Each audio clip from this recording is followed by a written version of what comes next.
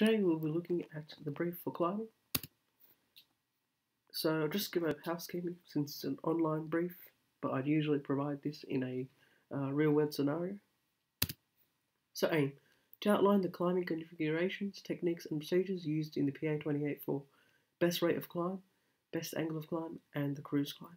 So these are the three main types of climbs we'll be doing for the Piper Cherokee. We'll have a look at their the techniques, the procedure, and the application as well of how we'll conduct these climbs in flight. Motivation, build on the coordination skills learned in the previous lesson. So in the previous lesson we learned how to do strain level, so fly the airplane strain level. We'll use those same pre-entry checks and procedures to learn how to climb the airplane. Learn how to climb the airplane in a balanced and safe manner for the various different configurations. So that's more important to do with the airmanship side of this lesson, making sure you manipulate the controls and set up the airplane and make sure you are balanced and trimmed. With a high competency in the climbing configurations, greatly improved comfort and safety of passengers, as well as efficiency in handling the airplane. When you climb with passengers, you want to do it as comfortably and smoothly as possible, so that it's a lot easier, especially if it's the first time flying. An overview of what we'll have a look at today. So objectives, that's a take-home message. We'll have a look at our revision from our effects of control and straight level brief. We'll look at definitions that are relevant today. We'll look at forces acting in a climb. So some of the physical forces, some of the environment, so in terms of the airplane, some of the environmental forces as well. We'll have a look at the types of climbs which outlined in the aim. Then we'll have a look at the factors. So factors such as wind, weight, and flaps. We'll have a look at the application of how we'll actually conduct the climb in the air. Look at the airmanship and threat management strategies. So some of the threats that exist in this lesson, how we can mitigate them. I'll summarise everything, and then finally I'll ask you a few questions with the objectives. So following this brief, you'll be able to, from memory. So with the first point, explain the balance of the four forces in steady climb. It's important. As pilots, we want to know the forces in a climb, what's going on with our airplane. Explain how various factors affect climb performance, specifically what wind does to angle and rate of climb. So important, and also with this, in terms of the factors, we want to know how it affects our rate and angle of climb. This is the climb power settings and attitudes for the PA28. And describe how to enter, maintain, and exit from a climb. So those last 2 points form the basis of our exercise, our air exercise in flight. So the two theories are Bernoulli's theory, and also flat plate theory. And this is important as pilots. We want to know how our airplane wing produces lift. What is the pilot's lift formula? The pilot's lift formula is power plus attitude equals performance. For this lesson, all of our climbs are done at full power. And if we set that desired attitude, we will get that performance in flight. Describe the two main types of drag. So we've got induced drag, which acts at slow speeds, parasite, which acts at fast speeds. And the reason why this is important is because we'll have a look at the thrust required curve, which is in response to the total drag curve, and then we need to overcome that total drag in a climb. And then finally, what are the four forces that act on an airplane in straight line flight? So we've got thrust over here, generated by the propeller, drag, lift generated by our wings, and then the weight as well. And this is important. We'll have a look at the forces acting in a climb. So definitions. Rate of climb, the rate in feet per minute at which an airplane climbs. A measure of vertical speed over time. So when you see that word rate, it's to do with a unit of time. So this is how far the airplane travels vertically per minute. So for example, 500 feet per minute. And you can also use out of the pilot 6-pack, the vertical speed indicator over here is able to indicate our rate as well. And we'll also look at in terms of our factors, rate of climb. Angle of climb, the angle of the flight path to the horizontal. That is the distance the airplane travels vertically compared to the distance it travels over the ground. So it pretty much tells us how steep or shallow the climb is. A lot of students get confused between the difference between rate and angle. Rate is how far it travels per minute of time, and angle is how far it travels vertically per horizontal distance, and we can also measure that angle over there. And we'll have a look at our factors as well in terms of the factors, so such as wind and weight flaps, how that extending those, or how wind would affect our angle of climb. Thrust, the propulsive force that always acts parallel to the propeller shaft, so it's parallel and opposite to drag, and it's the force that moves our airplane forward. Doing work, that is power equals thrust times speed. So once again, you see that word rate, so here we measure it as revolutions per minute for our airplane. So ground speed over the airplane, over the ground, so i.e. airspeed plus or minus wind component. So I'd like to describe air as moving in a parcel. So if you have a no wind, the parcel of air is still. But if you have a headwind, that parcel of air moves along, slowing down the airplane. So if the airspeed is 120 knots, the ground speed would be, if over a 10 knot headwind, would be 110 knots. If you had a 10 knot tailwind, that parcel of air would move along to speed up the airplane. So a person observing the shadow of the airplane on the ground would see it travelling at 130 knots. So forces in straight level. So the airplane so lift balances weight, so the airplane doesn't climb or descend, and the thrust balances drag, so the airplane doesn't accelerate or decelerate. It stays in equilibrium, and it's also just like in a climb. So in a climb, so we've got thrust produced by propeller, lift which is perpendicular to thrust, drag which is parallel and opposite to thrust, and then we've got that weight which acts through the centre of gravity. Then we'll call a component, we'll call that weight 1. So weight 1 is to oppose lift, and they're both equal. Lift equals weight 1. And out of these two big arrows, so weight and weight 1, weight is greater than weight 1 because it acts towards the centre of gravity, so it has a greater impact. So therefore, by that logic, weight is greater than lift. So the airplane. So weight is greater than lift, so this arrow over here is bigger than lift. So how is the aeroplane climbing? We've got something called excess thrust, which causes our aeroplane to climb. It's kind of like for a car, if you're travelling along a level road at 60 km per hour, but if you encounter a hill with an inclination, your car is going to start to slow down. So you need that excess thrust. You're going to press the accelerator, just like with our aeroplanes. So thrust is greater than drag. But the forces are in equilibrium. How is that? Well, we've got something called the real component of weight. This one that acts towards back, the weight acts behind weight 1, so we'll call that the real component of weight, and that acts along the drag path. So it's not that thrust equals, it's not that these two different forces, it's just that it acts along the drag path. So therefore thrust equals drag plus real component of weight, and all the forces are in balance and equilibrium. So this sort of lift and thrust balances the weight. So now look at three types of climb. So best angle of climb, best rate of climb, and also cruise climb. So the difference between best angle of climb and best rate, a handy tip of how to tell which one's VX and VY is X has the most angles, so that's best angle, and then Y as well. As the least one, so we'll refer to the other type, best rate. So best angle of climb, used to gain maximum height in a minimum horizontal distance, and it achieves best obstacle clearance as well. So if there's an object at the end of the runway, such as a tree, you can use it to overcome obstacles. The disadvantages are worst visibility, so it's quite a high nose altitude, so you can't see traffic as much as other types of climbs. Worst forward distance and worst engine cooling as well. You're only travelling at about 63 knots for the Warrior, so it's quite slow. So best angle is concerned with is to do with excess thrust, so which an airplane uses to climb. So thrust available is the reason why it decreases is kind of like if you're paddling in a canoe. When you start out, you've got all this grunt, all this force available, but then there gets to a point where no matter how much faster you paddle, you can't go any faster. Similar thing with our airplane's propeller. You start off in the runway, you've got a lot of thrust available to push the air back, but then you get to a point in flight where no matter how much air you push back, you can't get any faster. So that's why it decreases. And the thrust required is simply to overcome total drag. The max distance between thrust available and thrust required will give us the speed for best angle of climb. So that's why it's important to maintain that speed for aeroplane 63 knots, otherwise you won't get best angle and that excess thrust. Best rate of climb, so used to gain the maximum height in the minimum amount of time.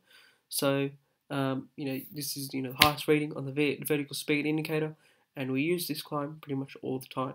The reason being, an aeroplane is, if we had an engine failure, we want to get as high as possible, so we have a lot more options. And so, that's why it's important to use best rate so that we can get max height. Advantages of VX: good visibility, good forward distance, and satisfactory engine cooling. So good visibility, what you'll see is it's a lower nose attitude, so we've got good forward visibility. We've also got good forward distance as well, and so we're travelling about 79 knots and satisfactory engine cooling. So best rate of climb, so VY is all about excess power, so power equals thrust times airspeed. So that's how horsepower available, that's what our engine actually has available, and then this is the horsepower required to fly at that specific speed. And remember, this is your power equals thrust times airspeed, and that's how these values are sort of calculated. The max distance between the power available and power required will give us the speed for best rate of climb. So once again, just like with best angle, with best rate, you must maintain the airspeed, so 79 knots, otherwise you're not getting that excess power. So cruise climb. So cruise climb is a high airspeed, shallower angle, and lower rate of climb. So we have a low nose attitude, therefore we travel a greater distance. So we'll get approximately 87 knots, so it's quite a fast speed. And we've got best engine cooling, improved water visibility, we've got a low nose attitude, and passenger comfort as well. It's quite a comfortable climb, but one of the issues is that you don't get as far as possible. And one of the threats that exist as well, with the best angle primarily, we've got the threat of high power settings. The error will be not monitoring T's and P's, and the undesired aircraft state will be engine overheating, so make sure you monitor your T's and P's. So in terms of the summary, the recap, so best angle gives us as the maximum gradient, but we don't get as good forward speed or vertical or our height gained. Then we've got best rate, which is a sort of good climb in terms of getting us good forward speed and getting us as high as possible. And then we've got cruise climb as well, which gives us good forward speed, but not as much vertical distance. So airspeed, environment, weight, flaps, and wind. Now we'll have a look at how they affect our angle of climb. So that would affect the best angle, and how they affect our rate of climb. So best rate. So airspeed, so we already sort of touched this briefly. So any variation of airspeed for best rate angle of climb will reduce our climb performance. So any variation from 63 or 79 knots. So this will decrease the thrust and power available, and both are determined by the maximum excess available. So that's why it's really important in flight to maintain that specific airspeed, and I'll show you as well. By setting that power and setting that attitude, you will get that desired performance, which is that specific airspeed. So environment, so an increase in altitude decreases air density. Similarly, an increase in temperature also decreases air density. This is bad for our airplane because it results in poor climb performance. It's hotter air going high up means the air is less thin, so there's not as much air available to burn with the fuel. There's less air flowing over the wings, less air for our propeller as well. And then we've got the absolute ceiling, when a plane reaches an altitude where it can no longer climb, and service ceiling, when the airplane's rate of climb reaches 100 feet per minute.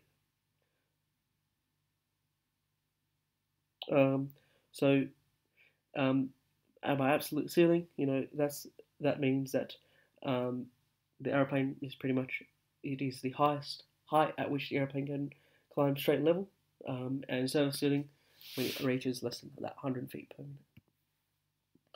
So a decrease in air density causes less power to thrust, so this reduces climb performance, and both angle of climb and rate of climb decrease. So anything, once again, that excess is decreased due to that less thrust available due to that the thinner air or the hotter temperature, and so both angle and rate of climb decrease. And so you'll see this as well in Bankstown Airport. The biggest factor is temperature, but in a hot and high airport, you'll certainly see the thrust decrease and it will reduce that climb performance. So weight. Higher weight means in a climb, the aeroplane needs more thrust to counteract the real component of weight. So in a climb, we've got greater real component of weight due to that greater separation between weight and weight 1, and our drag increases as well. And so we'll need a lower nose attitude to maintain 79 knots as well. So we're sacrificing some of that thrust to carry that extra rearward component of weight. It's kind of like climbing a mountain. Carrying 20 kilos versus nothing, you climb that mountain a lot earlier and a lot quicker by carrying nothing. So this reduces the excess power to thrust available to use for climbing and results in a reduction in angle of climb and rate of climb. So dual versus solo flight. So you'll really see this as well in flight. And in your solo, I'll be hopping out of the airplane, and you'll notice that the climb performance really increases as well. But if you have an instructor, and fuel and some cargo and some weight, that will cause it to decrease. So flaps increase lift and drag. So flaps, they sort of come out against the airflow, so that increases drag, but it deflects a lot more air, so it offers a little bit of lift as well. Early rotation due to the increase in lift used on shorter runways, but reduced angle of climb and rate of climb. As anything that increases drag, increased thrust required in climb. So that's why. So we've got that drag. So anything that increases drag decreases that max excess. So that's why we never use flaps to climb. In a go around, certainly in a go around, or if you'll extend flaps in the climbing lesson, and you'll start to see that the airspeed is really low, and that rate of climb is really low as well, due to the drag from the flaps. So wind acts within a parcel of air of the airplane. So as I described before, so it increases/decreases the horizontal distance covered over the ground, and so it only affects the angle of climb. Rate of climb is unaffected. Angle of climb is increased with a headwind and reduced with a tailwind. So as that parcel air moves along, we have a steeper angle of climb, and if we have a tailwind, that parcel air moves along, we've got a shallower angle of climb, but rate of climb is unaffected. We still climb for, say, 500 feet or 1,000 feet per minute. So in terms of the summary of the factors, so airspeed variation will decrease our angle of climb and rate of climb as well. So that's why it's important to maintain the airspeed. Altitude as temperature increase will decrease our angle and rate of climb. So for example, at a hot and high airport, weight decrease would increase our angle and rate of climb. So going solo versus dual flight, flaps extended will both decrease our angle and rate of climb due to the drag. Headwind will increase our angle of climb, but rate of climb is unaffected. And tail would decrease the angle of climb, but the rate of climb is unaffected. So in terms of application of how we'll be conducting these air exercises, so make sure you do reference point selected. Choose a good prominent reference point, because we've got that threat of losing reference point. The aero will be choosing poor reference point. The undesired aircraft state would be disorientation. So choose a good prominent reference point, and I'll show you as well. Carve it off for all of our climbs, since we need as much power available, and it's conducted above 2,000 RPM. Mixture full rich, T's and P's in the green, and look at clear right, clear centre, clear left, and also make sure to look clear above as well for any traffic. So entry is done using power, attitude, speed, trim. So power, so remember we've got that slipstream effect, so whenever you change your power, you have to do something with your rudder pedal. So you've got to right rudder and set full power. Attitude, whether it be nose on the horizon, slightly lower, could be all sky as well for best angle. Speed, it's really important to maintain that speed as well, so that's why you must set the attitude correctly, and then your trim and balanced as required. So in terms of configuration, so best angle, we use that for obstacle clearance, full power, attitude or all sky, speed 60 knots, and you're trimmed and balanced. VY, full power, attitude nose on the horizon, speed 79 knots, and you're trimmed and balanced. Remember, we use VY to get as high from the ground as quickly as possible. And then we've got cruise climb, so it's a nice, comfortable, creative climb used for passenger comfort. It's done at full power, altitude just below the horizon, speed 87 knots, 5 feet per minute, and you're trim and balanced as well. So maintenance cycle remember for straight level, it was attitude, look at attitude performance. So for example, so we could be doing that best rate, so it's attitude, nose horizon, look out, clear right, center, clear left, attitude, nose horizon, and performance. Make sure you got 79 knots, looking out for your target height, making sure you're balanced with the turn and slip coordinator, you're maintaining direction as well. Maintenance cycle, so it's done using C-chat, so change, check, hold, adjust, trim. So let's say you're not on nose horizon, so change it. Check that you are at the new correct attitude. Hold it to see if it is being maintained. You can see against your performance instruments. Adjust your attitude as required, and trim as well. And make sure lower the nose every 5 feet to the 1/3 ground 2/3 sky to look out for traffic, because we've got that threat of traffic. You'll be not doing lowering the nose, not doing ALAP, not using clock code. The undesired aircraft state would be an air proximity event, so make sure you lower the nose. So leveling off is done using AASPT. So anticipate 10% of the VSI before the desired altitude. What is 10% of the VSI for a cruise line occurring at 5 feet per minute? So there'll be about 50 feet. So to make it easier, just anticipate 50 feet for all climbs. Attitude, set the attitude for normal 1/3 ground 2/3 sky. Speed, allow the airplane to accelerate to cruising speed, which is about 105 knots for the Piper Warrior. Power, set the power setting for the normal cruise settings, about 2400 RPM. And trim to the desired attitude and balance as required. So why do we use AASPT? Well, the reason being, it allows us to set the attitude and allow the airplane to accelerate, because you're already climbing at 79 knots. You want it to accelerate to 105 knots, and if you just bring the power back immediately, you would just be at 79 knots, which is not enough for us to do straight level, at least a desired straight level configuration. So in terms of the application, so first off, you're going to do your pre-entry checks. Reference point, so for best angle, reference point selected, carve it off, mixture for T's and P's green, look out, clear right, clear center, clear left, clear above. Entry, so for best angle, full power, attitude, or sky, speed 63 knots, and you're trimmed and balanced. Then you're maintaining using ALAP and C-chat is your control, and then every 500 feet you're lowering your nose. Then you're maintaining ALAP and C-chat, and then you're leveling off as well. So anticipate attitude 1/3 ground 2/3 sky, speed 105 knots. Attitude 1/3 ground 2/3 sky. Yep, speed 105 knots. Power bring it back 2500 RPM and trimmed as well. So airmanship, look at a high nose attitude, and so you must lower the nose every 500 feet due to that blind spot being there. And considerations in a climb, we run at a high power setting, which can overheat the engine. So make sure you monitor and periodically check your T's and P's. Balance, step on the ball, so due to that slipstream effect, so that's really important, make sure that balance ball is in the middle. And maximum altitudes due to the controlled airspace above us in the training area. So here we've got a map, and you've got that 4,500 feet step in Bankstown training area, so make sure you don't climb above it. So threat and error management, so we've got that threat of high nose attitude, there will be a poor lookout, undesired aircraft state will be an air proximity. So manage it, you'd manage it by lowering the nose, doing your ALAP, and using the clock code. Threat of high power, low indicated airspeed, check T's and P's is management, during the climb, and undesired aircraft states engine overheat. So make sure you manage your error by the error will be not checking your T's and P's. Controlled airspace, unaware of controlled airspace steps, knowing the controlled airspace steps. The undesired aircraft state would be unauthorized flight into controlled airspace. So in this lesson, I'll be responsible for looking out and making sure we don't go above controlled airspace. And certainly there's the 3 threats that exist, and it's certainly not limited to this in this lesson. So in terms of summary, so objectives, that's a take-home message. We'll have a look at we had a look at revision from Australia level and effects of control. Definitions, we went over power, thrust, rate of climb, angle of climb, ground speed. We looked at the forces acting in a climb. We looked at the types of climbs, such as best rate, best angle, and cruise climb. Looked at the factors affecting climb, so wind, weight, flaps, thrust. Looked at the application. So make sure you know those configurations well. The airmanship, threat and airmanship considerations. So higher T's and P's. Make sure you monitor them. Balance, watching out for the controlled airspace as well.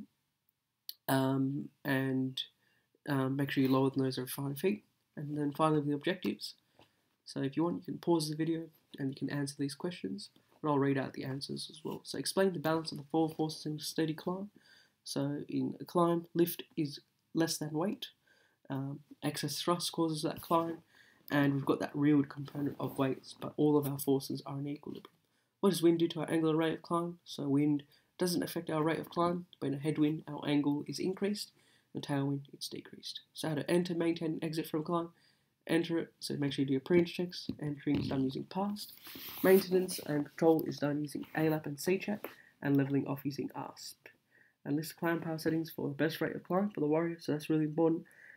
So you do full power, attitude, nose and horizon, speed 79 knots, and you're trimmed and balanced. So thank you so much for watching this brief, and I'll see you in the next one.